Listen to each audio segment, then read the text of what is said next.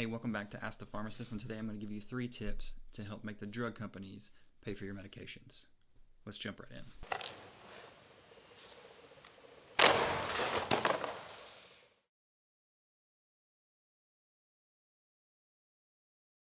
Now, the difference in these manufacturer coupon cards and the typical free drug discount card is that these can actually be used in conjunction with your insurance. So you bill it to your insurance, you get a copay for the prescription, and then you bill it to these manufacturer discount cards and you save an additional amount after your insurance is already paid. So they can bring your prices down to quite low, sometimes zero.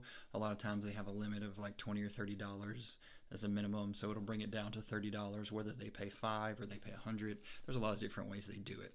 But one of the extra benefits of it is if your insurance plan has a deductible at the beginning of the year and you haven't met that yet, you would bill your insurance for a prescription, and let's say it comes back as $250 because you have a deductible, whereas you normally would have paid $100.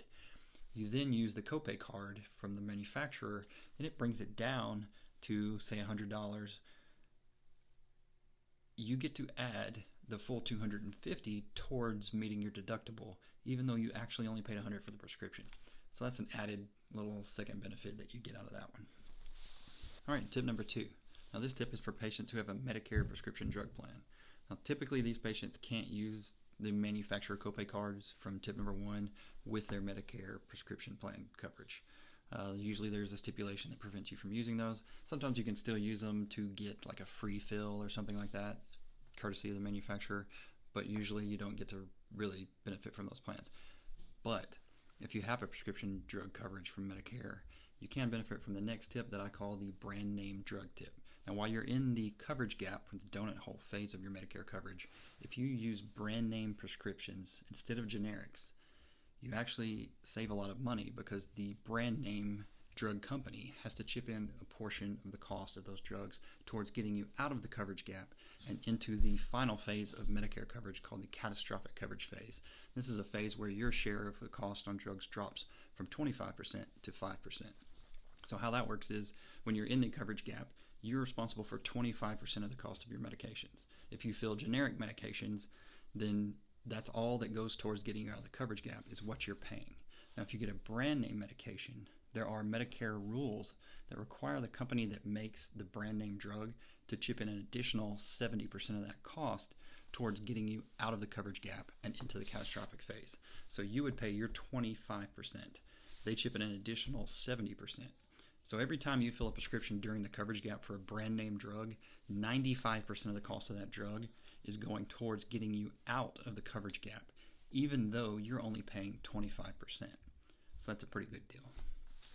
Okay, and the third tip for helping the drug companies pay for your medications.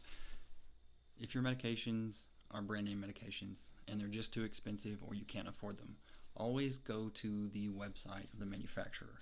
A lot of these drug companies have patient assistance programs. Now these can be for commercial patients and for Medicare patients. So even if you're on Medicare, you can still apply for some of these.